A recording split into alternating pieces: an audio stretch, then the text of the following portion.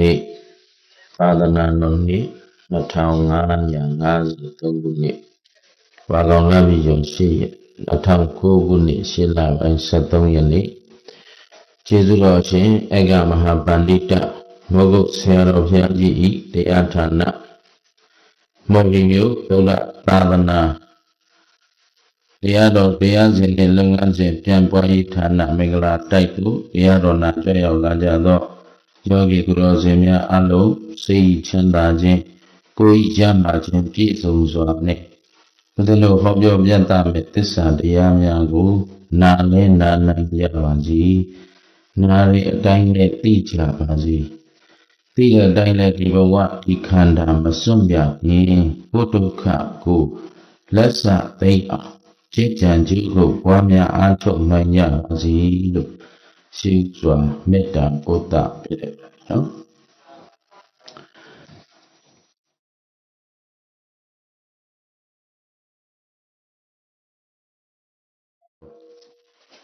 ဒီချင်းရတော့ဦးဇင်းတို့ပဋိစ္စသမုပ္ပါသင်္นานချိန်လို့ဒါသတ်မှတ်ထားတယ်နော်အဲ့တော့တရားစခန်းနေဦးဇင်းတို့ဟောကြားခဲ့စဉ်ကလည်းဒီမနက်ပိုင်းချိန်လို့ဒါပဋိစ္စသမုပ္ပါသင်္นานချိန်ဆိုပြီးတော့စခန်းဝင်နေအတွက်သင်္นานပေးလို့ရှိတယ်ဦးဇင်းရဲ့ဆရာသမားဖြစ်တဲ့ကျေးဇူးရှင်ဆရာတော်ဥဒ္ဓမိတ်တရသင်္นานစခန်းနေဟောစဉ်ကတော့ဒီလိုချိန်ဆိုရင်ဆရာတော်ကမိုက်တောင်းမသုံးဘူးပေးတဲ့အလဲကောင်းမှာကတိုင်လေးချပြီးတော့သင်္นานပေးရှာနော်အဲ့တော့အခုပရိစ္ဆေသမုပ္ပါသင်္นานဘာကြောင့်ဟောပေးရတယ်လဲမေးရင်ပရိစ္ဆေသမုပ္ပါဒီနေရာမှာကျေးဇူးရှင်လေရီဆရာတော်ဘုရားကြီးကပြောလဲဆိုတော့အနာနဲ့ဆေးတဲ့ဖို့အရေးကြီးတယ်နော်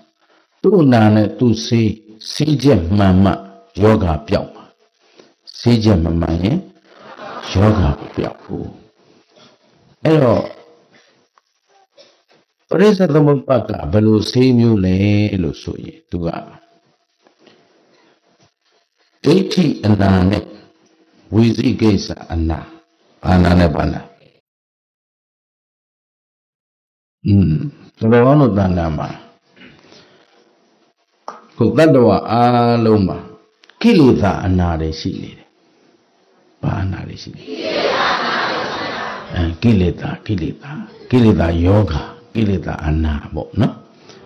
အဲ့ဒီမှာတဏမာနဒိဋ္ဌိဆိုပြီးတော့အရင်က3မျိုးရှိတယ်ဘာတွေရှိလဲဒါကအရင်ကပြောတာတဏမာနဒိဋ္ဌိဒုက္ခတတူပြောရင်လောဘဒေါသမောဟသောကပရိဒေဝဒုက္ခဒေါမနတအိတ်တမစ္စယအဘိဇာပြပါဒဆိုပြီးများစွာရှိတာပေါ့နော်အရင်ကဘာနဲ့ပါတဏမာနဒိဋ္ဌိပြောတော့တဏမာနဒိဋ္ဌိတကယ်ကတဏကစတာမဟုတ်ဘူးဒိဋ္ဌိကစတာဘယ်ကစတာဒိဋ္ဌိကစတာအဲ့တော့ဥစဉ်အတူကျုံးလေးပေါ့ဟောရင်ပြောရင်လည်းပါထားတာလေးရှိတယ်လောကကြီးကိုစောင့်ရှောက်နေတဲ့တရားနှစ်ပါးတောင်းတခြင်းနဲ့ကြောင်းကြခြင်းပြောခဲ့တာမရှိဘူးလားအဲ့ဒီမှာဥစဉ်ကသင်ပေးခဲ့တယ်ဘာလို့တောင်းတပိုင်မဲ့တယ်လို့တောင်းတဘာလို့ကြောင်းကြအဲ့တော့အဲ့ဒီပိုင်မဲ့လို့ဆိုင်တယ်လို့ဆိုတာ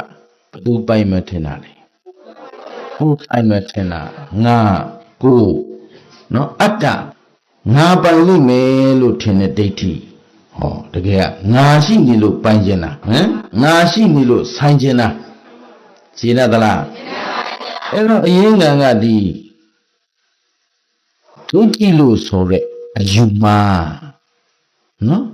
အဲ့ဒီယောဂအဆိုးဆုံးတယ်ဘာလို့အဆိုးဆုံးပြောလဲဆိုတော့သူတော်ကောင်းတို့ဒိဋ္ဌိနဲ့ဝိသိကိစ္စဒီအနာနှစ်ခုပျောက်ပြီးသားပုဂ္ဂိုလ်ဟာတန်တရားမှာအလွန်ဆုံးလဲရင်9ဘဝပဲလဲတော့ကြည်လားအဲ့တော့ကျေးဇူးရှင်မိုးကျေးဇူးရှင်မြတ်စွာဘုရားရှင်ကိုတော်မြတ်ကြီးကဒါမိုးဆရာတော်ဘုရားကြီးပြောခဲ့တဲ့စကားသို့တော့ဘယ်သူစကားလဲဆိုရင်ဘုရားစကား ရရှင်ကိုရောမြတ်ကြီးကဥပမာပေးခဲ့တာနော်ယူဇနာ900ပတ်လည်ရှိတယ်ရေခံကြီးနော်စောက်ကလည်းယူဇနာ900အကျယ်ကလည်းယူဇနာ900အလျားကလည်းယူဇနာ900ယူဇနာ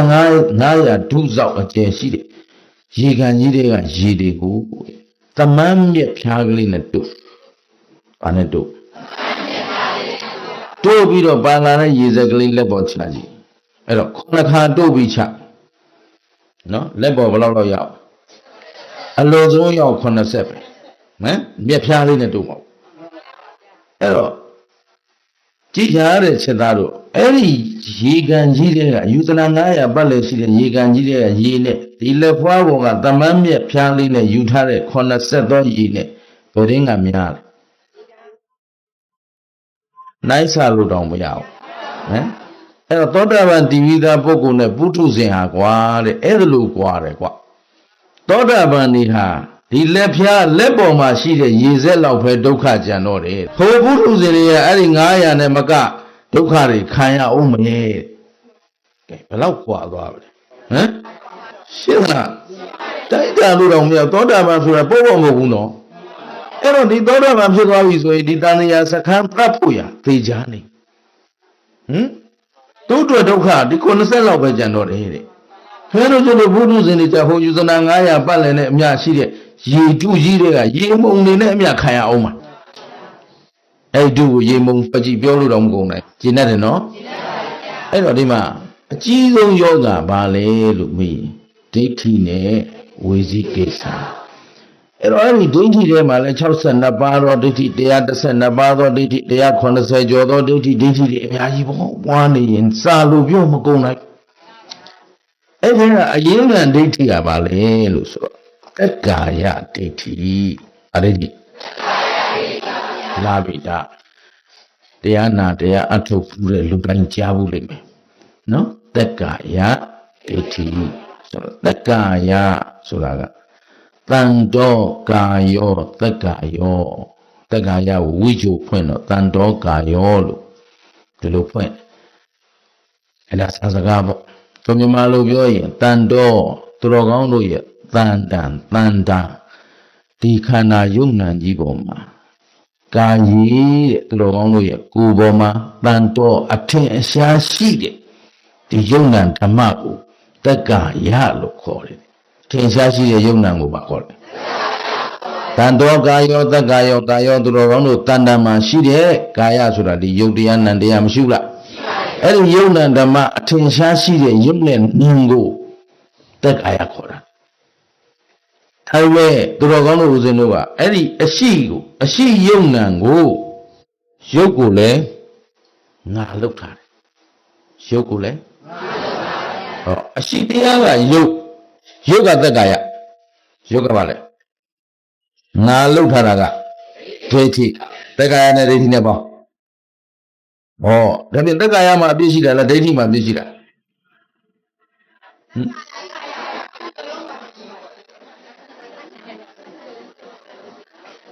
အဲ့ဒါပြဿနာတက်သူတော်ကောင်းတဏ္ဍာမှာရုပ်ရှိသလားရုပ်ရှိရင်သူကတက္ကာယအရှိတရားမို့သူတက္ကာယငါလို့လူတာကဒါပြန်တက္ကာယနဲ့ဒိဋ္ဌိနဲ့ပေါင်းတက္ကာယမှာအပြည့်ရှိတာလားဒိဋ္ဌိမှာအပြည့်ရှိတာ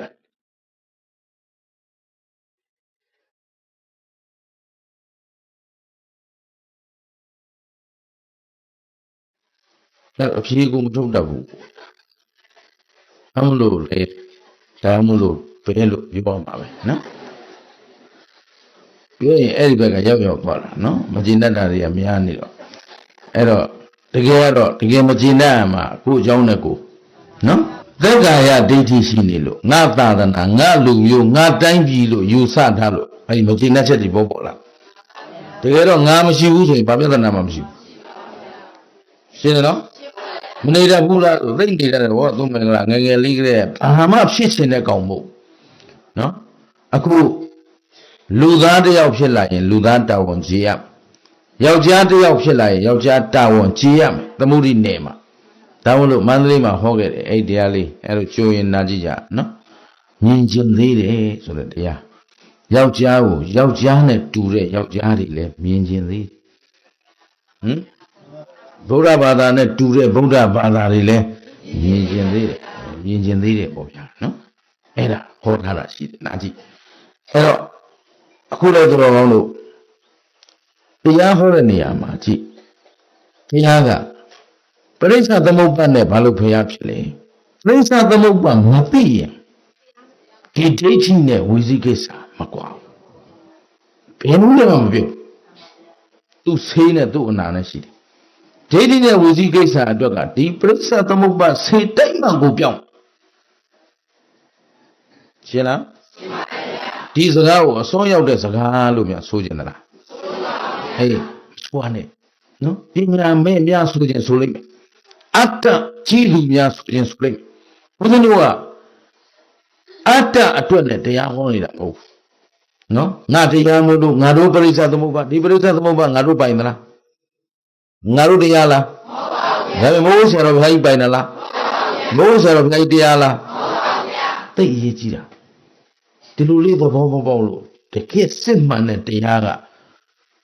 မယူနိုင်ကြဘဲနဲ့မပေါင်းနိုင်ကြဘဲနဲ့တရားနဲ့လည်းမပေါင်းနိုင်တရားကိုလည်းမယူနိုင်တိုက်ခိုက်ပုတ်ခတ်နေကြတာဟုတ်လားအဲ့ဒါဘာဖြစ်လို့လဲဆိုတော့တကယ်တန်ဖိုးကိုမသိလို့ရှင်းလားအဲ့ဘုရားသမုပ္ပါကြိုင်ပြောရင်မဟုတ်ဆရာတော်ဘုရားကြီးတပည့်လားမဟုတ်ဘူးသဘောပေါက်အောင်တကယ်ဆေးကဒီဆေးကြိုင်မှဒီအနာပြောင်းမှာဒီနတ်လားအဲ့ဒီအဲ့တော့တရားသိအောင်ကိုလောကအတော်လို့ယူအောင်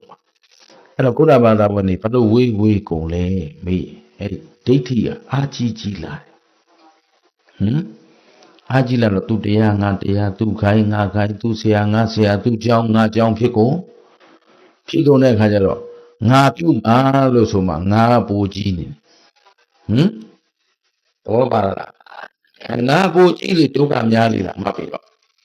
အဲ့တော့အထင်ရှားရှိတာကဘာလဲဟုတ်ပြီငါလို့ယူတာကကဲဘုရားမှာလည်းရုပ်ရှိမရှိဟုတ်ပြီနာမ်ကောကုသတော်ကောင်းမှုမှာကနာခန္ဓာ၄ပါးရှိသလားဝေဒနာပညာသင်္ခါရဝိညာဉ်နာခန္ဓာ၄ပါးဒါပေမဲ့ तू ကအထင်ရှားရှိလို့ तू လည်းပါကောသက္ကာယ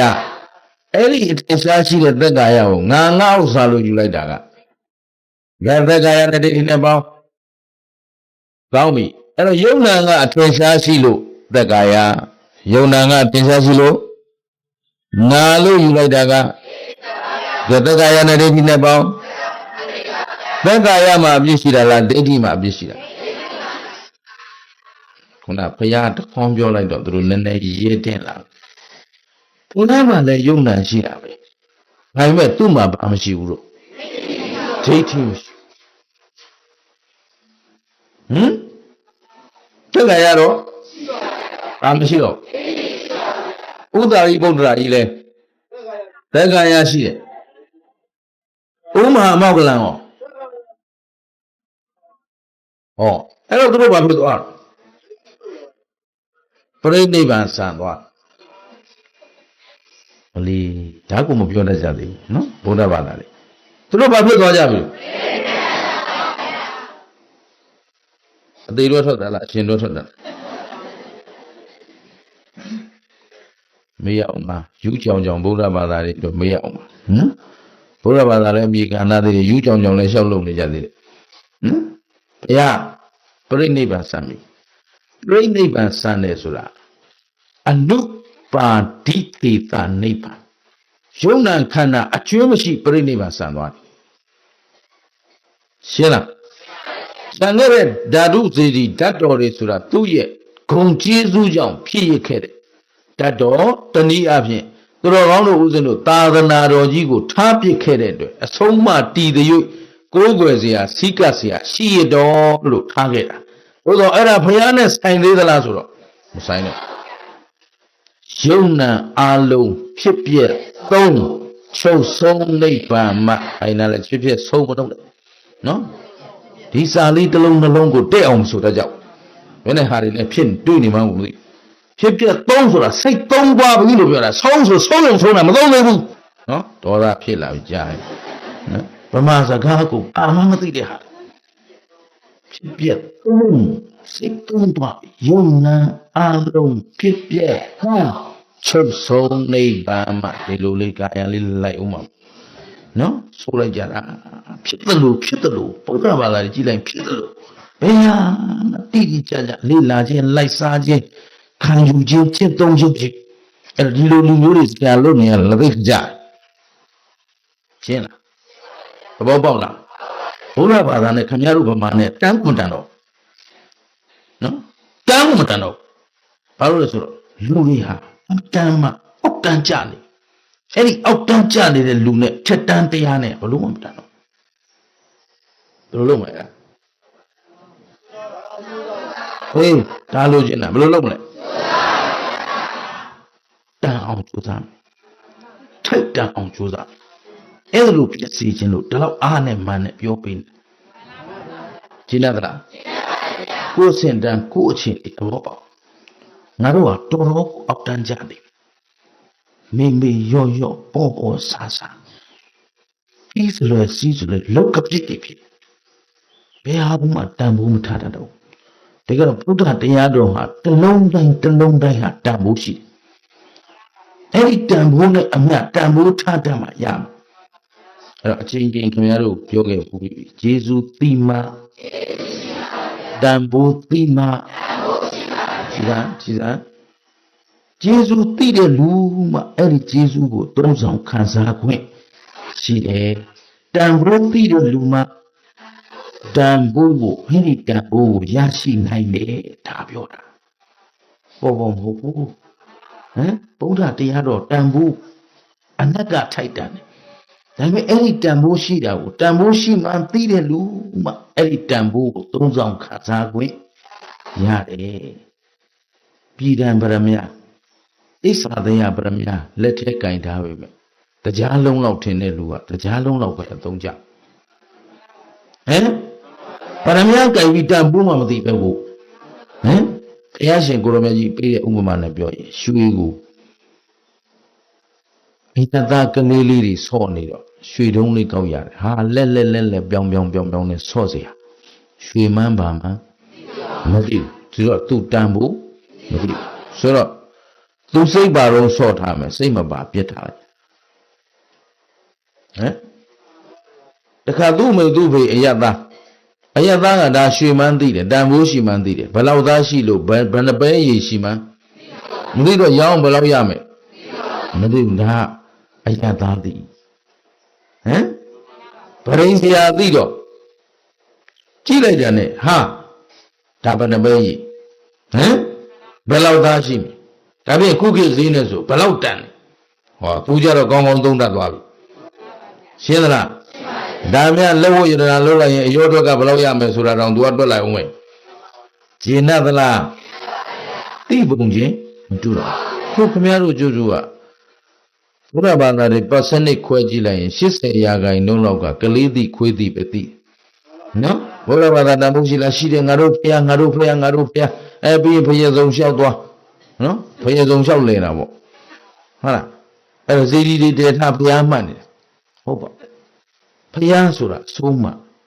မိရင်ထဲကိုရောက်မှဖျားနဲ့တွေ့တယ်ခေါ်မှာဇေဒီဘုရားနဲ့တွေ့ရုံနဲ့ဖျားနဲ့တွေ့ပြီးနဲ့ပြောလို့ဟုတ်ဒါတို့ကျောင်းတော့တငယ်ချင်းတွေရှိဘာသာကြားတွေအဲ့တော့သူတို့နဲ့ရှောက်လေကြတဲ့အခါမှာဖျားတဲ့ရောက်သွားရင်ဒီဘာသာကြားတွေမပြောလေဆိုအေးနေတာပဲကွာတဲ့မင်းတို့ဗုဒ္ဓဘာသာတွေပြောတာဟုတ်တယ်တဲ့ဖျားရိပ်တရားရိပ်တော်အေးတာပဲပါပိတ်ရလဲမငါ့ကိုဒီစကားမပြောနဲ့ဟာငါတို့ပြောတာမင်းတို့အတွက်ဂုဏ်ပြုတာမဟုတ်ဘူးကွာအဲ့ဒါစော်ကားတဲ့စကားငါတို့ပြောတဲ့ဘုရားရိပ်ကအဲ့ဒီအဆောက်အုံဘယ်ဒီမြင့်အရိပ်ကိုပြောတာမဟုတ်ဘူးလေငါတို့ဗုဒ္ဓဘာသာတွေအဲ့လောက်ပဲသိတာနော်ဘုရားတို့နှုတ်ကကိုကအမလီဘုရားရိပ်တရားရိပ်များအေးဒါဘာလို့မလို့ကြောင်ကပ်ပြီးအိတ်အဲ့ဒါဘုရားရိပ်ပြောတာမဟုတ်ဘူးအဲ့ဒါရှဲလို့လေအပြင်မှာရှိတဲ့ဘယ်ဒီရှဲလို့ဆောက်အုံကြီးရဲ့အရိပ်ဘုရားအရိပ်ဆိုတာဗုဒ္ဓဤအဆုံးအမအရေးအောက်မှာအဲ့ ဒါခန္ဓာရကြီးတဲ့သွားနေတယ်သွားနေပူထဲမှာရက်နေပြီမဲ့ဖះဆုံးမှနှလုံးသွင်းထားအေးနေတယ်တာပြောတာကွာလို့မင်းပေါက်တက်ကငါ့ကိုမစော်ကားနဲ့လို့ရှင်းလားသဘောပေါက်သလားအဲလိုကအဆောက်အုံရေးလောက်သိမန္တလေးကလူတွေပိုဆိုးတယ်ပြောတော့ပါဘူးရန်ကုန်တော့နော်ဟုတ်အခုရန်ကုန်ရှိနေကြောက်တယ်ရန်ကုန်လားဟိုမန္တလေးကဟာတွေတော့ကျုပ်ကမကြောက်ဘူးသူကတတ်သိရှိတဲ့ကောင်တွေမဟုတ်နော်အဲ့တော့မန္တလေးမဟာမြတ်မှုနေတဲ့သွားစက်ကြတရားတဲ့သွားသူတို့ဘုရားအရေးတရားရေးအသိဆုံးနေ့လေကြအမှန်တန်ပူတော့အဲ့ထဲသွားအိတ်ကြရှင်းလားဒါပေမဲ့သူကဘုရားရဲ့အဆုံးအမအရေးကိုခိုးတာလားဘုရားအဆောက်အုံရဲ့အရေးခိုးတာလားအဲ့ဒါ rocket နဲ့တွေ့သွားရင်ပြီးရောရှင်းလားဘုရားရဲ့အဆုံးအမဘာ rocket နဲ့မှပြစ်လို့မရလူသုံးရဘုံလည်းမကြောက်ဘူးလို့ဟမ်အဆုံးအမရင်ထဲမှာရှိကြိုက်တဲ့ဘုံလာခဲ့တော့ပါလားငါတို့ရင်ထဲကအဆုံးအမကိုဘယ်တော့မှတူးဖြုတ်ပြစ်လို့မရဘူးရှင်းတယ်လား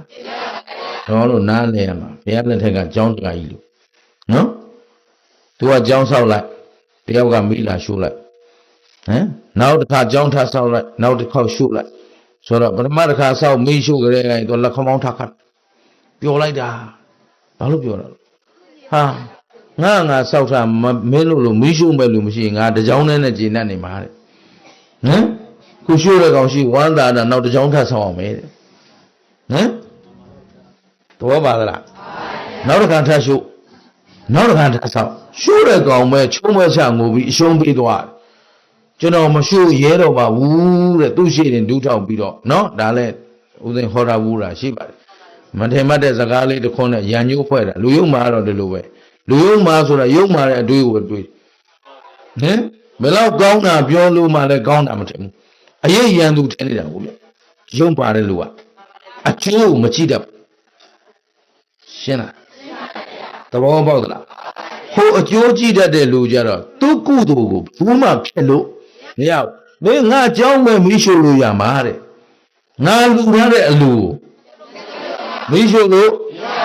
ခုခင်ဗျားတို့ကဘာမှမရှို့ခင်ပြက်ကျင်းရသလားကျင်းရပါတယ်ဗျာเจ้าမရှို့ခင်ပြက်ဝေယဝဆလုပ်တယ်တစ်ဖက်နဲ့တစ်ဖက်မတွေ့ဟမ်ယောဂီလုပ်တယ်တစ်ခုနဲ့တစ်ခုမတည့်တရားပွဲလုပ်တယ်တယောက်နဲ့တယောက်ပေါင်းမလုပ်နိုင်မတည့်ဟဲ့ဘာမှမလုပ်ခင်ပြက်ဟမ်ရှင်းလားရှင်းပါဗျာတခုခုလေးလုပ်တယ်ကိုယ်နာမည်ကပေါ်ကျင်တာဟာတပည့်တော်ဟမ်ဘယ်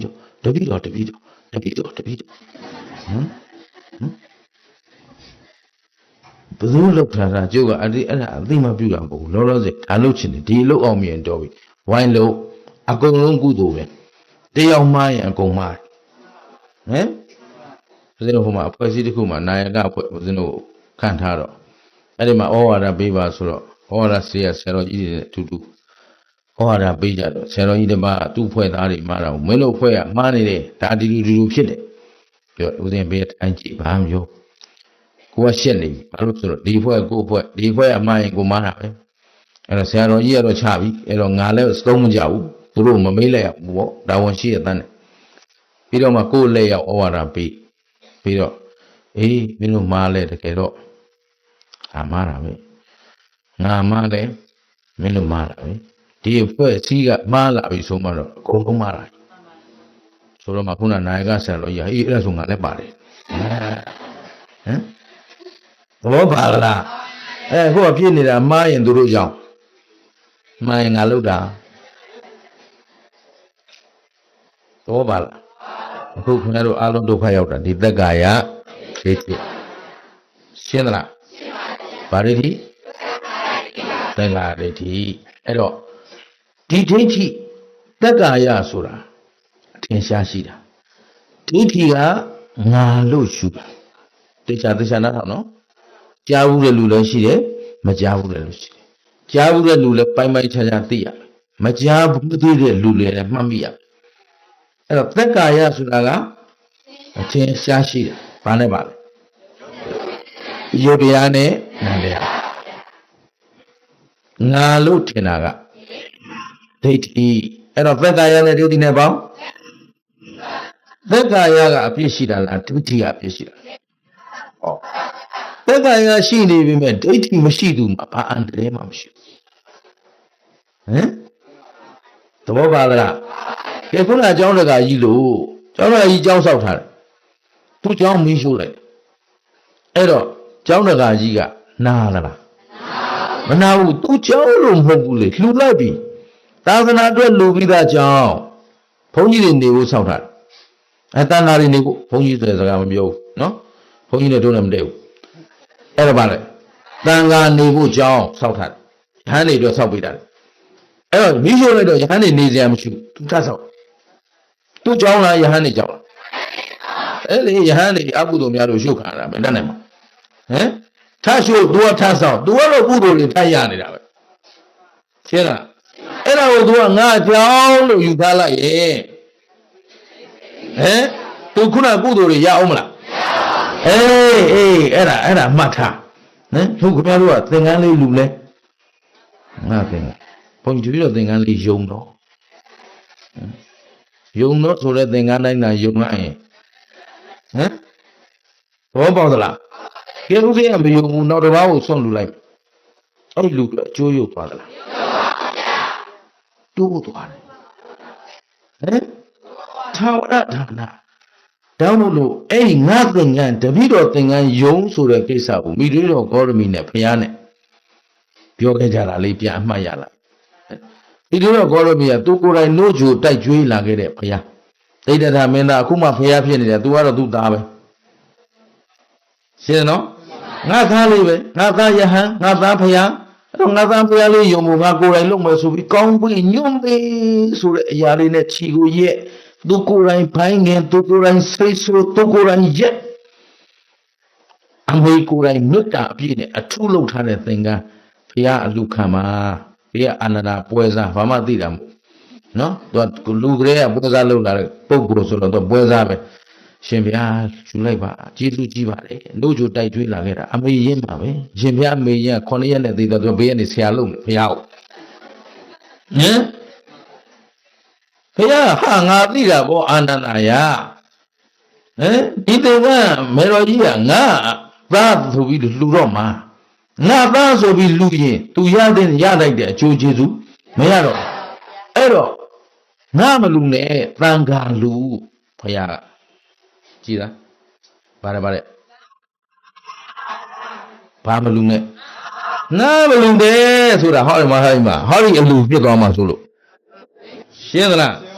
ခဲတို့အလူတွေကိုဒိဋ္ဌိတွေအများကြီးကိုဗျဟမ်ရှင်းသလားအဲ့ဒီဒိဋ္ဌိအစွဲတတ်ပါနေလို့တန်ခါကမလွတ်တာမျိုးဟမ်တကယ်ကဘာလူတန်ခါကလွတ်အောင်လူလို့ရတယ်သူပါနေလို့မရတာတခါနဲ့ခင်ဗျားတို့ကြိုးချီလွတ်တယ်နဲ့အတူတူပဲဟမ်လူသမျှလူမှာဘာလို့လဲကြိုးချီလွတ်တယ်မလွတ်တော့ရှင်းသလားစိတ်ဓာတ်အဆင့်တန်းနေမြင်မာဖို့ဆိုတာအခုတိုးတက်နေတဲ့နိုင်ငံတွေကြည့်တိုးတက်နေတဲ့လူမျိုးတွေကြည့်အတ္တနေတဲ့လူမျိုးတိုးတက်တယ်အတ္တနေတဲ့နိုင်ငံတိုးတက်တယ်ငါနဲ့ငါဖို့ယူဆထားတဲ့တိုင်းပြည်မှန်သမျှပေဆုပ်ဆုပ်ချာချာနဲ့အောက်တိုင်းရောက်သွားတာရှင်းလားအခုလည်းခင်ဗျားတို့ဘာသာဒီတိုင်းပဲဘုရားဘာသာကြီးလीနော်2500ကျော်ကမ္ဘာပေါ်မှာကိုးကွယ်နေတဲ့ဒိဋ္ဌံဘာသာကြီးတွေထဲမှာဒုတိယသက်တမ်းအရှိဆုံးတိတိကျကျပြောရင်သူရှိမှဗြဟ္မဏဝါဒရှိတယ်ဟုတ်ပြီနော်ဒါပြန်သက်တမ်းအရှိဆုံးပါလေဒုတိယသက်တမ်းရှိနောက်သက်တမ်းရှိပြီးတော့ဒီဘာသာကိုကိုးကွယ်တဲ့လူကနည်းနည်းလေးပဲရှိတယ်တရုတ်ကိုတော့ထဲမတွက်နဲ့နော်တရုတ်ကတနိုင်ငံလုံးဗုဒ္ဓဘာသာဆိုပေမဲ့ထေရဝါဒမပါဘူးမဟာယာနဆိုတာဗုဒ္ဓဘာသာအစစ်ရှင်းသလားကိုဗုဒ္ဓဘာသာအစစ်ကဗမာပြည်တဲ့အိပ်ပျော်ဘာလို့ဗမာလူမျိုးတွေထဲမှာကိုသူကစိတ်မဝင်နိုင်အိပ်ပျော် တကယ်စစ်တမ်းကောက်ကြည့်ရင်ဗုဒ္ဓဘာသာအစစ်ကနတ်ကိုးကွယ်တဲ့လူလောင်မများရှင်းလားသေချာစစ်တမ်းထုတ်ကြည့်ရင်နတ်ကိုးကွယ်တဲ့လူက85%ရှိတယ်အဲ့ဒီနောက်ကကြံတဲ့အစိတ်ရာခိုင်နှုန်းတွေကတချို့တစ်ဝက်ကဘိုးတော်ကိုးကွယ်တချို့တစ်ခါကဘေရင်မန္တန်မန္တရားဆိုတဲ့ဗျမနဝါဒဘက်ကိုကိုးကွယ်ဆိုတော့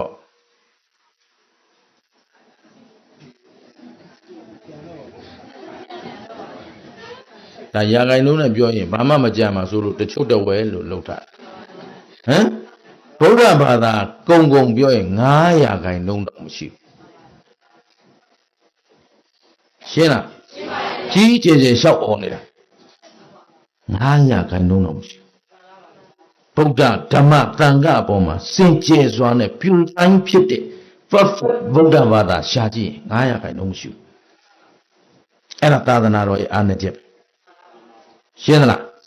အဲ့ဒါလို့အားနည်းနေတာဒီဘုသူကြီးဆိုးနေလို့လဲမေးပါရိတ်တို့သက္ကာယဒိဋ္ဌိကျန်တာတွေသာထဥမာနိယတမိစ္ဆာဒိဋ္ဌိတွေဆိုတာရှိသေးတယ်အဲ့တော့ဘုရားဘာသာထဲမှာနိယတတော့ရှားတယ်ပေါ့နိယတဆိုတာကဓမ္မအကိရိယဒိဋ္ဌိနော်အကြောင်းမရှိဘူးဗါလဲအဟေတုကဒိဋ္ဌိနော်ဘယ်ဟာမှအကြောင်းအကျိုးဆက်မှုမရှိဘူးအဲ့တော့ကိရိယာကလည်းအကျိုးမပေးဘူးအဟေတုကဆိုတာလည်းအကျိုးမပေးသူကတကယ်ကဘုရားဘာသာရဲ့အခြေခံကကံရဲ့အကျိုးကိုနားလည်ရဘာလို့နားလည်ရ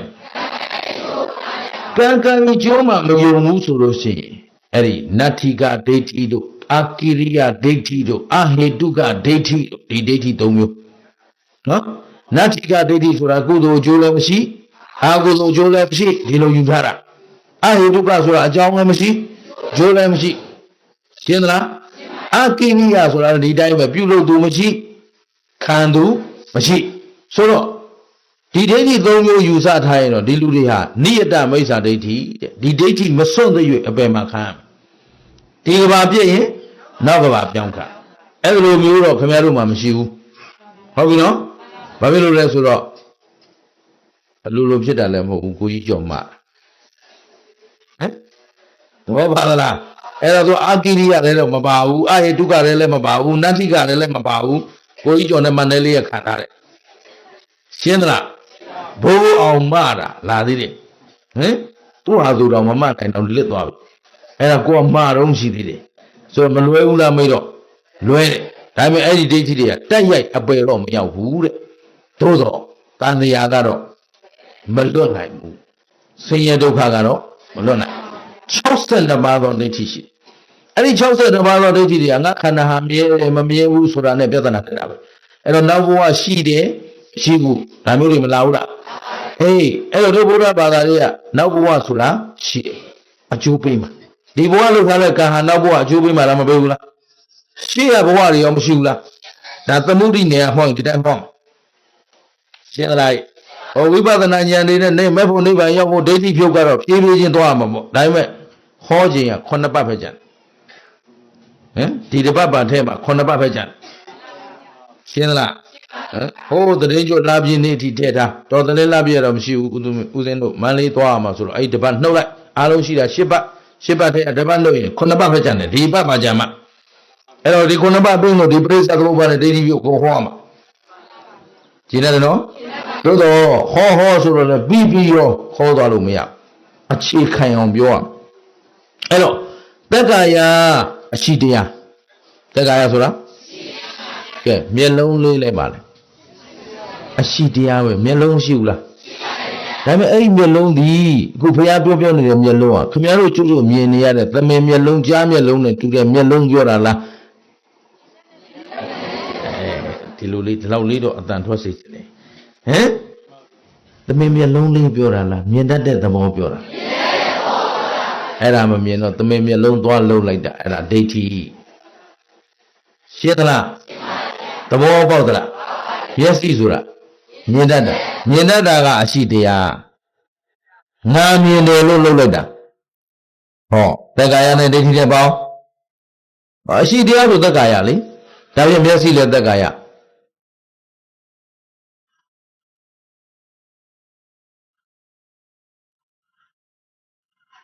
သူကအရှိတရားတွေမျက်စိပါရင်မြင်တတ်တယ်အဲ့ဒီမြင်တတ်တာဟာငါမြင်ခြင်းလို့မြင်တာလားမြင်တတ်တဲ့သဘောရှိလို့မြင်တာဒါပေမဲ့ယောက်ျားမိန်းမပုဂ္ဂိုလ်တ attva မြင်တာလားမြင်တတ်တဲ့သဘောလေးကမြင်တာလားဘယ်ချိန်မြင်တော့မျက်စိနဲ့အေးဒီနေရာလေးပြောခြင်းနဲ့မျက်စိနဲ့အဆင်းနဲ့ကအကြောင်းတရားဒါပဲမျက်စိနဲ့အဆင်းနဲ့ကမြင်စိတ်ကအကြောင်းနဲ့ဒါပြောလိုက်တော့မျက်စိနဲ့အဆင်းကပဋိစ္စမြင်စိတ်ကလေးကသမုပ္ပါပဋိစ္စအကြောင်းတရားနဲ့အဲ့ဒါပြောတာအဲ့တော့ပဋိစ္စသမုပ္ပါဆိုဒါပဲထင်တယ်ဒါတည်းမဟုတ်ဘူးခဲတို့ခန္ဓာမှာဖြစ်သမျှအကုန်လုံးဟာတကယ်အနှိမ့်ချုပ်အကြောင်းတရားနဲ့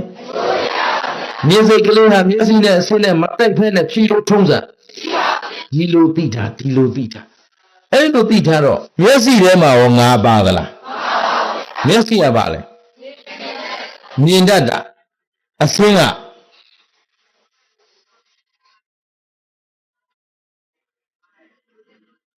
မသိဘူးမပြောတတ်ဟုတ်လားတရားဘောကြီးတွေမှာじゃသင်ရခက်တယ်ဆိုတော့တကယ်အတွင်သဘောလေးတွေပြောဖို့ကြတော့လူအများကြီးနားလည်အောင်ဆိုတော့တော့ခက်တယ်နော်တရားနာကျင်အောင်လည်းလုပ်ရသေးတယ်ဒါမို့ဆရာတော်ကြီးများတော့ဦးစင်းကိုနာမည်တက်သွားတယ်မင်းကဗမာပြည်မှာဒုတိယဆရာတော်ကိုကလည်းဒုတိယဆိုတာကိုမဖြစ်ရှင်တယ်နော်အဲ့တော့ဘာဒုတိယလို့ဆိုတော့ဒုတိယကြာလိကံမင်းကြောင့်တရားနာတဲ့လူတွေများလာပြီတဲ့ဓမ္မ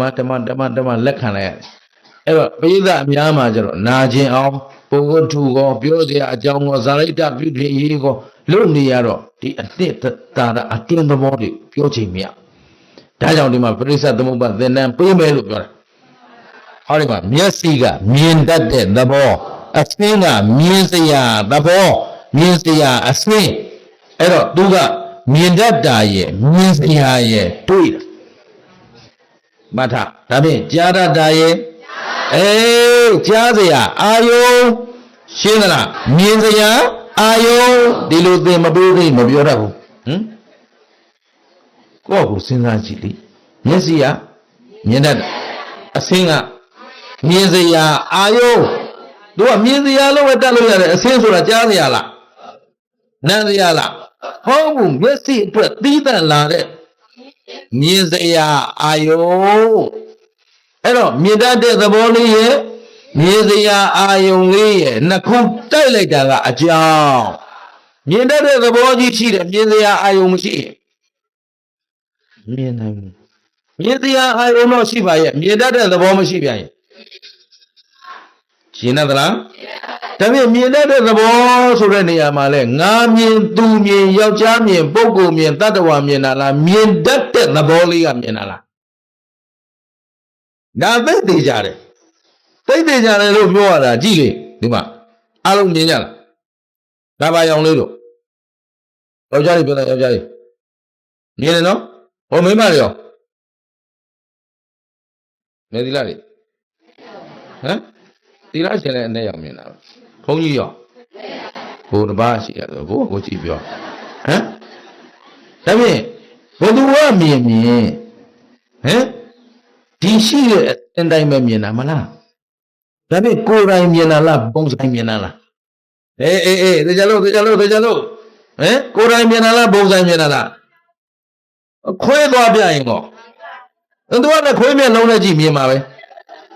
ရှင်းလားခွဲမျက်လုံးကလည်းဘာလို့တတ်တာမြင်တတ်တဲ့သဘောရဲ့မြင်စရာအာယုံရဲ့တိုက်တော့မြင်တာဒါဖြင့်အဲ့ဒါငါမြင်နေလို့ပြောလို့မြင်တတ်တဲ့သဘောကမြင်တာပုံဆိုင်တရားအဲ့ဒါကိုခင်ဗျားတို့ကငါကိုငါဟာသွားလှုပ်လိုက်တဲ့အတွက်အရာလွဲသွားတာအလွဲတို့ရဲ့အစကတက္ကာယဒိဋ္ဌိရှင်းသလားတရားဟောတရားလွဲနေတယ်တရားအားထုတ်တဲ့တရားလွဲနေတယ် အလုံးလုံးတဲ့အလုံးကလွဲနေတယ်ဘယ်သူကြောင့်လွဲတော့သူပပအကုန်တဲ့ရှင်းလားသူပါနေတော့အချင်းချင်းလည်းကြည့်မရဟမ်အေးရတော့လာပါယူပါကူပါကဲပါနဲ့အတူတူဖြစ်နေကြပြီးတော့ခဏနေနည်းနည်းလေးလည်းအဆင်ပြေသွားရောအဲ့ကောင်မှကြည့်မရအဲ့ကောင်ကြည့်မရဘူးငါလှုပ်ထားတာဒါငါလှုပ်တဲ့ဟာ तू က तू လှုပ်တယ်လှုပ်နေတယ်ဟမ်ဘယ်သူလှုပ်လို့အဆင်ပြေဖို့အရေးကြီးတာမလားဟမ်ဘောပါလားဦးဇင်းတို့ကလေအများကြီးခင်ဗျားတို့ပြောပြခြင်းတယ်ဥဒုမင်္ဂလာကငယ်တော့မှတင်ပေါ်မှာအကြောက်ဆုံး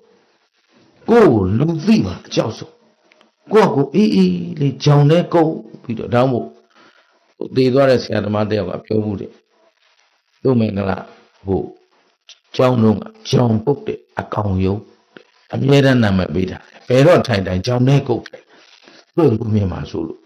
ထင်ပေါ်ကြော်ကြားမှာသိကြောက်တယ်အခုလေတရားဟောလာတယ်ဆိုတာတရားသိစီလို့တဲ့စေတနာနဲ့ငါယောက်ျားတယောက်လွယ်မှာဖောက်ပြန်နေတာလေသိရတန်းနဲ့မပြည့်နိုင်ရင်မင်းယောက်ျားဖြစ်ရယူမနှက်ဘူးအလကားကောင်းမဲလို့ကိုခံယူလို့တရားသိအောင်ရှောက်လုပ်နေတာနာမည်ကြီးအောင်လုပ်တာမဟုတ်ဘူးနော်တပြည့်တော့နာမည်ပေါ်သည်ဖြစ်စေမပေါ်သည်ဖြစ်စေသူမင်္ဂလာနာမည်ပေါ်သည်ဖြစ်စေမပေါ်သည်ဖြစ်စေဒါသူမင်္ဂလာလုပ်သွားတာပေါ့လို့ဘယ်သူမှအသိမှပြုသည်ဖြစ်စေမပြုသည်ဖြစ်စေသာသနာတော်ကြီးစင်ကြယ်ပြီးတော့အာလုကိုချင်းတရားတွေဖြောက်မှတ်လာရင်ပြုံးလေးတော်ရဲထိုင်ကြည့်နေလိုက်ရှင်းလားအခုတော့ခင်ဗျားတို့ကြည့်ရတာ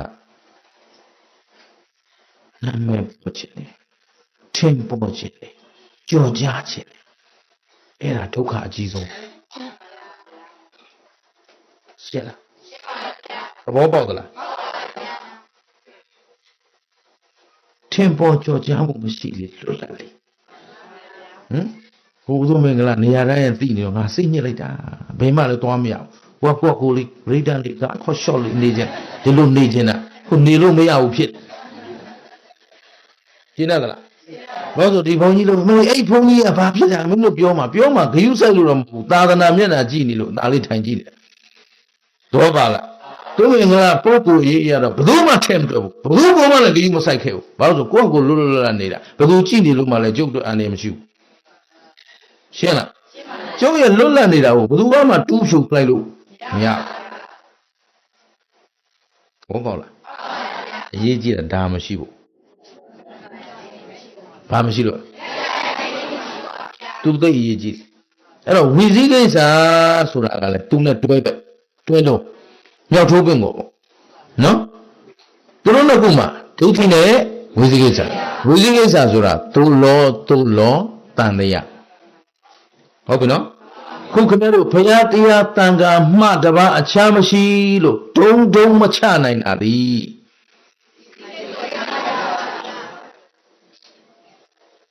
တော့ပေါ့လားဟိုလူကရရချီလိုက်လို့ကျမ်းမာရေးလက်ကောင်းသွားအဲ့လိုတော့လေအဟုတ်ဟာပြောရတော့လည်းခက်ကြီးဘုန်းကြီးပြောတဲ့ထဲတော့မပေါ့ဒါပေမဲ့ဒီမှာတော့ပါလားဒီရောက်မကောင်းဘူးကံကောပန်းလေးထိုးခက်သူတို့အိုးတော့ဟော့ကဲပြောလားဘုန်းကြီးရတာမဟုတ်တော့သူကံကောပန်းလေးထိုးလိုက်တာခုလူလာပြီ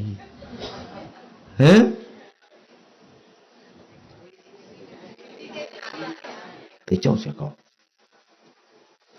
ကောင်းအဲ့ဒီဟာတွေအကုန်လုံးဟာတိုက်ဆိုင်မှုခင်ဗျားတို့တာမန်လူတွေနေကြမမြင်နိုင်လောဘသားတွေဆိုတော့သူတို့လူတွေကလည်းယသိ8000ဆရာပေါင်းကများစွာသောအတွေ့အကြုံတွေကို thesis လုပ်တာဆိုတော့လူတရားမှာ80လောက်မှန်နေဆိုရင်အဲ့ဒါရေးထည့်ထားတယ်ရှင်းသလား80လောက်ထဲခင်ဗျားတို့ပါကောင်းမပေါ့ပါတော့ရင်ဒါအဟုတ်လို့ထင်တာရှင်းသလားကျွန်တော်ဦးလေးဘာကြီးဘုန်းကြီးဘောလုံးပွဲလောင်းတယ်လို့နော်ခုချိန်လေးချွတ်ပြရသေးဘူးအဲ့ဒီဘာကြီးရတယ်နော်သူကဘယ်အယောင်နဲ့ကန်ရင်ဘယ်အယောင်ကအားကောင်းတဲ့အတွက်ဘယ်ချိန်ပိုင်းတွင်းမှာပြီးရင်အဲ့ဒီအယောင်ကနိုင်ရမယ်ဒါဖြင့်ဗမာပြည်အသင်းကိုအဲ့ဒီအယောင်ဝတ်ပေးပြီးသွားကန်ခိုင်းကြီးရှင်းလား ဘာအယောင်နဲ့တွက်တာငါလူမှန်နေကွာ69ရာခိုင်နှုန်းနဲ့ဘာကြီးဟာတိုက်ဆိုင်မှုပါဗျလို့အဲ့တော့ဘာနာခွန်လွတ်လိုက်စမ်းလို့သဘောပါလားအနီနဲ့အပြာအကန့်ရဲ့အနီကအားကောင်းတဲ့အနီတိုင်းမှာဆိုရင်ဗမာပြည်အသင်းကိုအနီအောင်ဝတ်ပေးပြီးတော့ချက်စီနဲ့ကန်ခိုင်းလိုက်ရှင်းလားအဲ့ဒီအယောင်ဝတ်ုံနဲ့နိုင်မလားသေချင်းသောတော်သိသွားလိုက်ဦးမယ်အဲ့ဒါလိုတိုက်ဆိုင်တာကိုအသိဉာဏ်ကင်းမဲ့စိတ်သက်ခွန်အားမရှိတော့အဟုတ်လို့ထင်နေဘာကြီးခင်ဗျာဘုန်းကြီးဝတ်ထားတာလို့အချောင်းမှမဟုတ်ဘူးတန်ခါဖြစ်ပြီးလွဲတာကြောက်เสียအကောင်းဆုံးခုလည်းလွဲနေတဲ့ဘုန်းကြီးကများတာဒီပြောမသိဘူးနော်မသိလည်းပြောတယ်ဘာဖြစ်ရှင်လဲလို့ဘောပါလားလွဲနေလို့လွဲတယ်ပြောတာသူတို့ကြာပြောမခံဘူးရှင်းနော်ဘယ်သူဖြစ်ဖြစ်ဝေဖန်နိုင်ရမယ်အမေရိကန်နိုင်ငံဘာလို့တိုးတက်လဲသမ္မတဝေဖန်လို့ရတို့ရက်ွက်လူကြီးတောင်ဝေဖန်ရဲဘူးတော့ပေါ့လားဘယ်တော့အောက်တန်းကြတဲ့တိုင်းပြည်လဲဆိုအဲ့အဖြေပေါ်နေတာရှင်းလားအဝေဖန်ခံနိုင်တယ်ဆိုတာကိုယ်မှအရေးချင်းပြေဝနေမှဝေဖန်ခံနိုင်တာအဲ့တော့အရေးချင်းပြည့်အောင်လဲဝေဖန်နေရတယ်ရှင်းလားသဘောပေါက်လားအခုဘုရားတို့ဘုရားဘာသာသည်အဝေဖန်မခံခဲ့တဲ့အတွက်ဖြစ်ရတာပဲဘယ်ဘုန်းကြီးမှပြန်မပြောရဘူးဘုန်းကြီးပြောအမှန်ပဲဘုန်းကြီးပြောအမှန်ဆိုဘုန်းကြီးကဒီရဲကောင်းတယ်ဒါရဲရတာလုံးလိုက်ဆိုအကုန်ရဲရတာဆွဲကုန်ဘုရားရဲရတာမဟုတ်ခဲ့ဘူးသဘောပါလားပြဿနာမဟုတ်ခဲ့ဘူးဘုရားဟောခဲ့တဲ့ good morning ဆိုတာရှိတယ်နော်ကောင်းသောနာနဲ့ခဲပါတရားဆိုတာရှိတယ်အဲ့ဒါဘာလို့ဆိုတော့အဲ့ရကလေးကကုသိုလ်တရားနဲ့ဗုဒ္ဓသရဏံကိစ္ဆာမိဓမ္မသရဏံကိစ္ဆာမိသံဃာသရဏံကိစ္ဆာမိလောကမေတ္တာပို့ပြီးထားလာရင်အဲ့ဒါ good morning ပဲရှင်းလားဒါပေမဲ့ကုသိုလ်လုပ်တဲ့နေ့ရရဲရအကုသိုလ်လုပ်တဲ့နေ့ရယတနာစစ်စစ်ပမုတ်တွေ့တနင်္လာအင်္ဂါတောင်ဘယ်အမိတ်ဟိုဟာကသတ်မှတ်ထားခဲ့တာတော့နော်ဒါကိုဒီနေ့ငါသမရချေအကုန်ပြင်မလိုက်တနင်္လာအင်္ဂါကိုမထားဘူးရှင်းလားတရုတ်ပြည်ကြလောက်သွားရီထျံအော်ထျံဆန်ထျံပြီးတော့အဲ့ရီတောင်ဘယ်ကစမလဲမသိဘူးသဘောပါကလားကဘာကြီးဖြစ်လာတာကြာလာပြီနှစ်သန်းပေါင်းကိုများတော့ကြာပြီဘာလို့အခုမှ1920တို့1999တို့2553တို့ဖြစ်နေတာတို့ရှင်းလားအဲ့တော့သူချင်းကကနန်းယူတော့ဘယ်ကနန်းယူတော့မှာလို့ဟိုအာဖရိကလူရိုင်းနေသွားတော့ခိုင်းလိုက်သူတို့မှကိုယ်ပိုင်သက်ကြဲမရှိဘူးဘယ်လိုလုပ်ကြရှင်းလားသဘောပေါက်သလားအဲ့ဒါနားလေထားဖို့ရကအကြောင်းတရားနဲ့ဗတိစ္ဆာအဲ့ဒါအဲ့ဒါလို့မသိတာကအဝိဇ္ဇာဆိုတဲ့တလုံးဟာအမတန်ကြောက်စရာကောင်းတယ်အဝိဇ္ဇာတန်တရားအစကိုလည်းမသိဘူးအဆုံးကိုလည်းမသိဘူးရှင်းသလား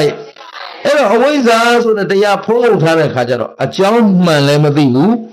အကျိုးမှန်လည်းမသိဘူးမသိခဲ့တဲ့အခါမှာဘာလာလဲဘာဒိဋ္ဌိတော့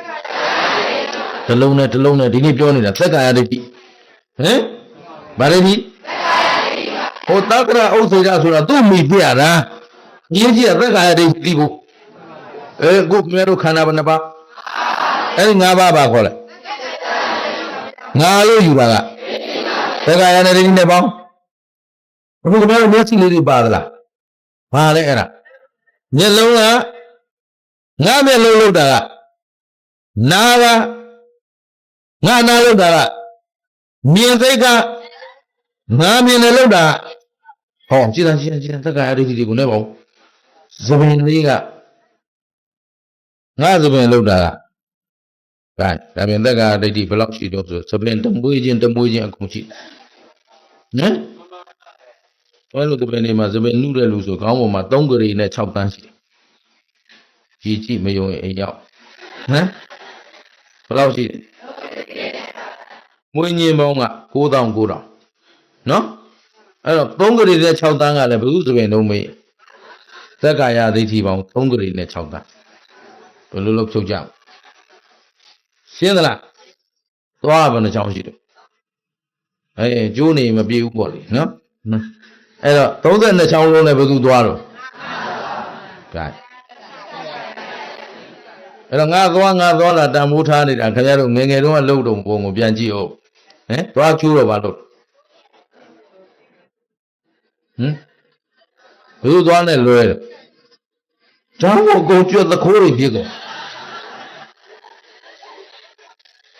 ရှင်းလား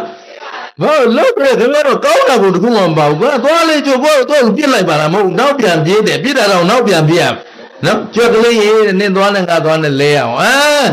ဟိုကျွတ်ကလကားနေသွားထိခိုက်သဘောပေါက်လားအကုန်လုံးခင်ဗျားတို့ကျွတ်သွားတွေတတ်ထားတာပေါ့ဟမ်ရှင်းနော်အဲ့တော့တက္ကရာဒိဋ္ဌိနဲ့နောက်ဆက်တွဲကခုနကျွတ်တွေဘာတွေနဲ့သွားလဲနိုင်တယ်ဆိုတာဝီစီကိစ္စကျင်တ်လားအဲ့တော့ဓာတ်တွေနတ်တွေအာကုလာကြတယ်ဆိုတာကိုယ်ပိုင်ခွန်အားကိုယ်ပိုင်ဉာဏ်ကိုယ်ပိုင်တတ္တိတွေချွတ်ယွန်းလာလို့သူများအာကိုရပြီဆိုကြတဲ့ကယင်ဒီလူမျိုးဒီဘာသာအောက်တန်းကျနေပြီဆိုတဲ့အဖြေထွက်လာရှင်းလားရှင်းပါဗျာဗုဒ္ဓဟာအထက်တန်းအကျဆုံးပုဂ္ဂိုလ်ဗါတယ်ဘယ်သူလဲငါတို့ကိုယ်ကိုယ်နေတဲ့ဗုဒ္ဓနော်ဗုဒ္ဓဘုရားရှင်သည်သူတစ်ပါးကပြုပြင်ပေးလိုက်လို့ဘုရားဖြစ်သွားတာလားသူကိုယ်တိုင်ဘုရားဖြစ်အောင်လုပ်ယူလာတာလားအဲ့ဒီမှာလဲနံပါတ်1အထက်တန်းကျနေပါတယ်နော်မိုးပေါ်ကြမိုးကြရွှေကိုမဟုတ်ပါဘူး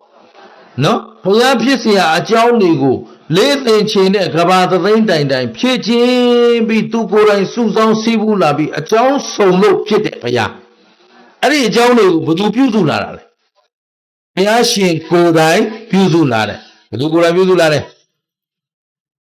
မဲတို့လေတဟဇာတာဖြစ်အောင်ဖြည့်လေသူကိုယ်တိုင်မလုပ်နဲ့လေနော်ဗါလဲဘုရားရှင်ကိုယ်တိုင်ပြုစုလာတယ်ဒါမှမဟုတ် तू အထက်တန်းကျနောက် तू ကနေမွေးမြူပြီးတော့ဆုံးမလိုက်တဲ့တပည့်တွေကိုလေမင်းတို့တွေကိုအကုန်ငါကယ်မယ်ဘာမှမပူနဲ့အိတ်နေကြပြောသလားဟေးငါကဒီလမ်းလျှောက်လို့ဒီခရီးပေါက်ခဲ့ပြီမင်းတို့လည်းဒီခရီးရောက်ချင်ရင်ဒီလမ်းလျှောက်ကြအမတန်အထက်တန်းကြတဲ့အဆုံးပါကြည်သားနဲတို့အင်္ဂလိပ်ကအင်္ဂလိပ်တွေကတို့ဗမာတွေကိုပြောတော့မင်းတို့ဗမာတွေအရိုက်ဆိုင်နေဟမ်ကိုမီလိုက်လို့တော့မဟုတ်ဘူးဟိုဇက်ကားတွေပြန်ကြည့်ဟမ်ဒီလိုပြောခံဥစဉ်ရှက်လိုက်တာသူတို့ပြောမယ်ဆိုလည်းပြောကြရပဲဗမာတွေကရေးသားခိုးအချောင်းလိုက်မပြင်းနေပြောတာပြောမှာလို့အင်္ဂလိပ်ပြောတော့တာနားတာကိုဗမာလည်းအလုံးကုန်မကြဘုရားပြောထားကြလားဘုရားစကားတကယ်နန်းထောင်ရင်ဒီလူမျိုးကအထက်တန်းကြဆုံးဟမ်ဘုရားအဘိကိုအတ္တဟိအထက်တန်းအကြဆုံးတရားကဘာပေါ်မှာရှိတဲ့ကြိုက်တဲ့ဝါဒနဲ့ရှင်းကြည့်လိုက်ဒီထက်အတက်တန်းကြတော့ရှိဒီနေ့ဒီမိုကရေစီနိုင်ငံတွေဆိုရင်ဒါအားလုံးလက်ခံတယ်သူတို့ကိုယ်ပိုင်စွမ်းအားနဲ့ကိုယ်တိုင်အားထုတ်ရတာကိုတန်ဖိုးထားကြတဲ့အတွက်ကိုယ်တိုင်အားထုတ်ချင်းသာလျက်ထက်တန်းအကြဆုံးရှင်းလားကယ်တင်ရှင်စောင့်မျှော်နေရခြင်းသည်အောက်တန်းအကြဆုံးအဲ့တော့ခင်ဗျားတို့ကိုယ်ကွယ်နေတဲ့ဖရာသည်အထက်တန်းကလားအောက်တန်းကလားလောကဝိတုလောကမှာဆရာတစ်ခုထိတ်ဆုံးကပုဂ္ဂိုလ်ရှင်းသလားလောကဝိတုကြီးရဲ့ခင်ဗျားတို့တပည့်တွေကလည်းပေါ်တော့ဖြစ်လို့မတော်ဘူးဘုရားဆုံးမခဲ့တဲ့အဆုံးအမကလည်းအထက်တန်းကြဆုံးတရားဘာတရားကောင်းတာလို့ရင်ကောင်းကျိုးပေးမယ်တရားလို့ကောင်းတာလို့ရင်မကောင်းတာလို့ရင်အကြောင်းကောင်းရင်အကြောင်းမှန်ရင်အကြောင်းရှိရင်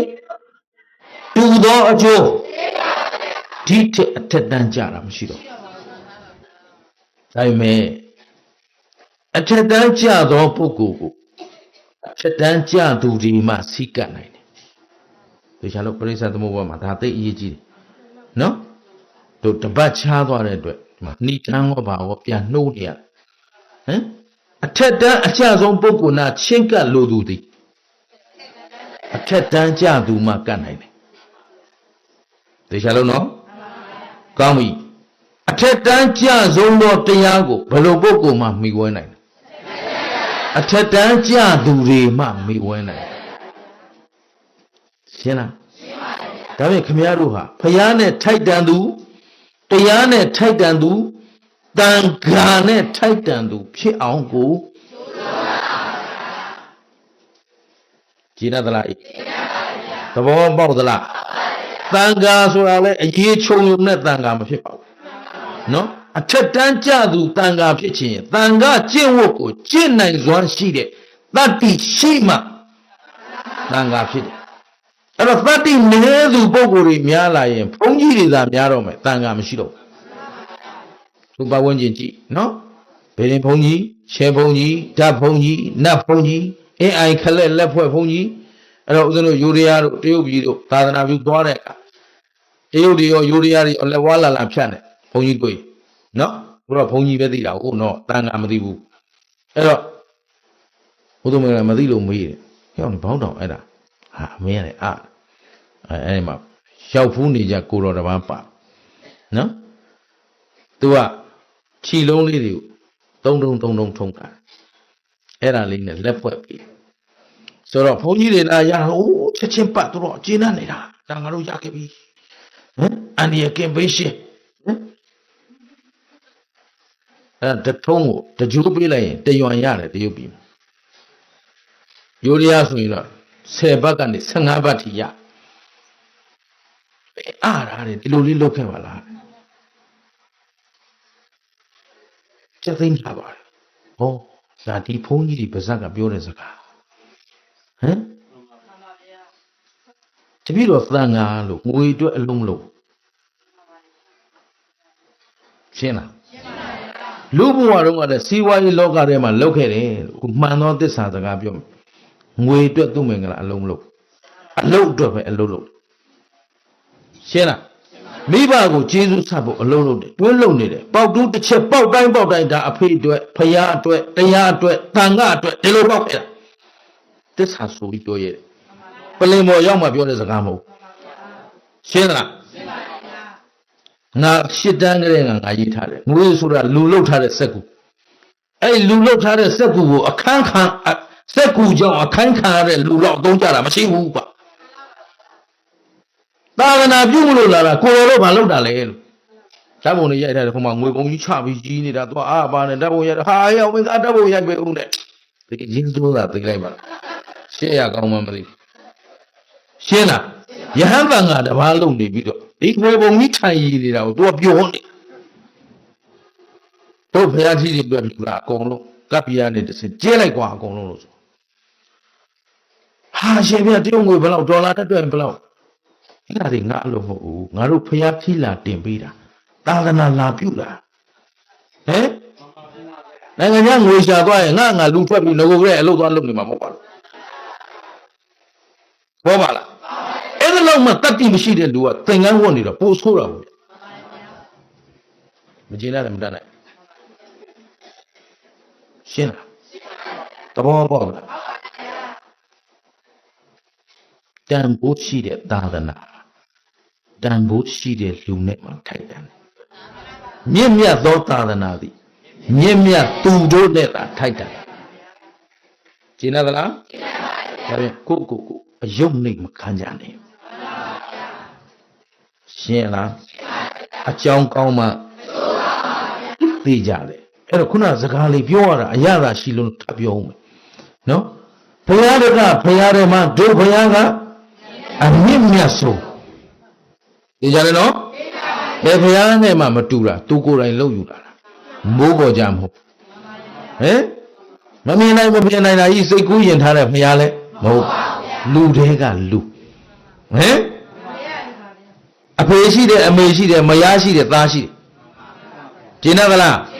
လူတွေကလူတယောက်လူသားဆန်စွာပဲလူသားတို့ရဲ့လုံနိုင်တဲ့အင်အားအတိုင်းတာနဲ့လွတ်ပြီးတော့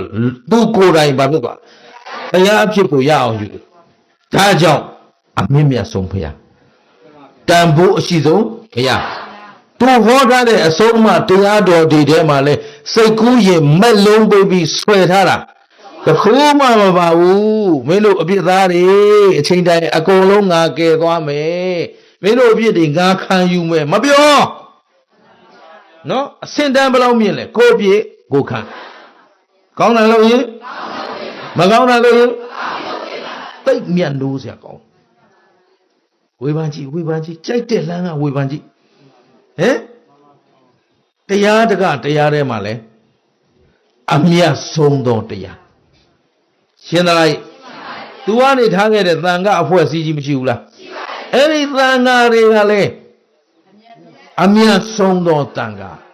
ဆိုတာအုံဘွတ်ဆိုသံဃာဖြစ်တာတော့မဟုတ်ဘူးသံဃာကျင့်ဝတ်ကိုကျင့်မှသံဃာဖြစ်တယ်ရှင်းသလားဘုရားနာကလိုက်တာနဲ့သံဃာဖြစ်သလားမဖြစ်ပါဘူးကျောင်းထဲဝင်ုံနဲ့သံဃာဖြစ်သလားသင်္ကန်းပတ်ထားုံနဲ့သံဃာဖြစ်သလားသံဃာကျင့်ဝတ်တဲ့229သွဲဂရေ9000ကျော်သောဝိနည်းဒေသနာတော်တွေနဲ့စိတ်ကန်းတွေနဲ့ထားခဲ့တဲ့အဖွဲ့အစည်းဒါကြောင့်နှစ်ပေါင်း2500ကျော်တိုင်တည်တတ်နေတာရှင်းလားဒါဖြင့်အဖွဲ့အစည်းတကအဖွဲ့အစည်းထဲမှာလဲအမြတ်ဆုံးသောအဖွဲ့အစည်းရှင်းတယ်နော်အဲ့တော့အမြတ်ဆုံးသောဖရားနဲ့ဘယ်လိုပုဂ္ဂိုလ်နဲ့ထိုက်တန်လဲခင်ဗျားတို့ကမြင့်မြတ်တဲ့စိတ်တွေရှိဖို့လိုတယ်ရေသာခိုအချောင်ကြိုက်နေတဲ့စိတ်တွေရှိနေရင်ဖရားနဲ့လည်းမထိုက်တန်တရားနဲ့လည်းမထိုက်တန်သံဃာနဲ့လည်းမထိုက်တန်ဗုဒ္ဓဘာသာဝင်တိုင်းဒီစကလုံးများအမြန်သိနိုင်ကြပါစေရှင်းသလားရေသာခိုအချောင်ကြိုက်ဖြတ်လန်းလိုက်နေမယ်ဆိုရင်တော့ဗုဒ္ဓနဲ့လာမှမထိုက်တန်ဓမ္မနဲ့ဟောသံဃာနဲ့ဟောအတွင်တန်တန်ပြောင်းယုံနဲ့လည်းဗုဒ္ဓဘာသာမဖြစ်ဘူးစရင်ရေးယုံနဲ့လည်းဗုဒ္ဓဘာသာမဖြစ်ဘူးအာမဘန္တေခံယုံနဲ့လည်းဗုဒ္ဓဘာသာမဖြစ်ဘူးဗုဒ္ဓဤအဆုံးအမတိုင်းကျင့်နိုင်ကြံနိုင်အားထုတ်နိုင်မှာရှင်းသလားကိုယ်ပိုင်တတ္တိအထူးလိုအပ်မလိုအပ်အဲ့ဒီမှာလဲသေချာသိဖို့ရဒီမှာပရိစ္ဆသမုပ္ပါအကြောင်းတရားနဲ့အကြောင်းကောင်းမှကဲဒါဖြင့်ဒီမှာကြည့်သားခန္ဓာ၅ပါးမှာယူဘက်ခန္ဓာဘာတရားလဲရုပ်တရားအဲ့ဒီရုပ်ကိုဖြစ်ပေါ်စေတဲ့အကြောင်းတရားဘာလဲလဲကံကောင်းပြီကံစေဥရုဟာရကအကြောင်းရုပ်ကအကြောင်းတရားနဲ့အကြောင်းရှိလို့အကြောင်းမရှိရင်ဒါဖြင့်ရုပ်ရဲ့အကြောင်းဟာကံစေဥရုဟာရဒါဖြင့်ယုံနဲ့ပတ်သက်လာရင်ခင်ဗျားတို့စဉ်းစားရမှာကံကြောင့်လားဖောက်ပြန်နေတာနော်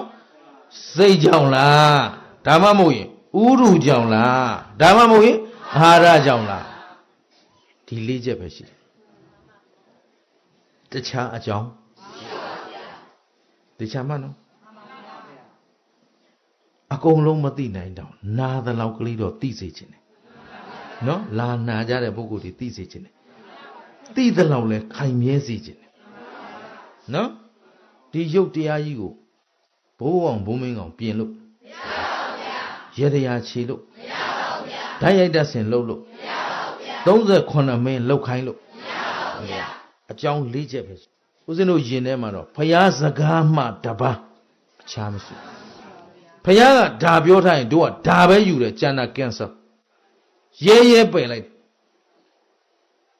ရှင်းတယ်နော်သဘောပေါက်သလားခဏဦးဇင်းတို့ကြုံရတယ်ကျမ်းမာရေးမကောင်းနော်ကျမ်းမာရေးမကောင်းဆိုရင်ဒါသီလမကောင်းခဲ့လို့နေမှာပေါ့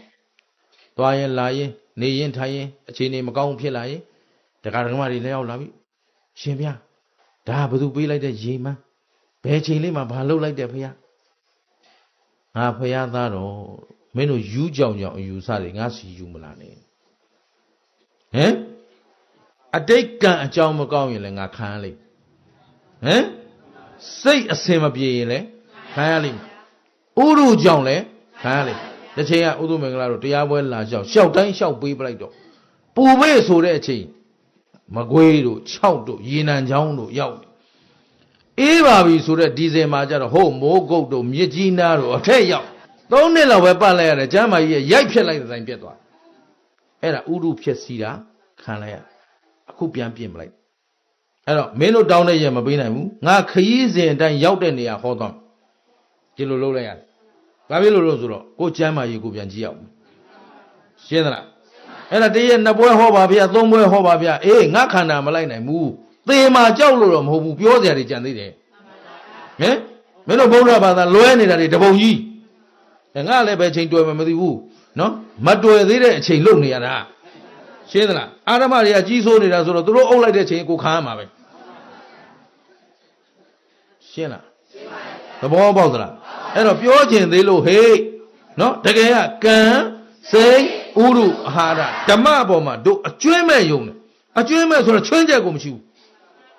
အဲ့တော့ဒီရေမန်းလေးတောက်လိုက်တဲ့ရှင်ပြပျောက်သွားမှလည်းအဲ့ဘုန်းကြီးပြန်တိုက်လိုက်ကွာလို့ तू ဘာမှယောဂမရှိဘူးလားလို့မေးလိုက်ရှင်းလားခုဗမာပြည်မှာအုံဖွက်ကိုတော်ကြီးတွေတိတ်တိတင်တဲ့ကိုတော်ကြီးတွေတဘာမှမရှိတော့သူတို့ကသူတို့တောင်တိတ်တိမတင်နိုင်လို့ပြေးပြီ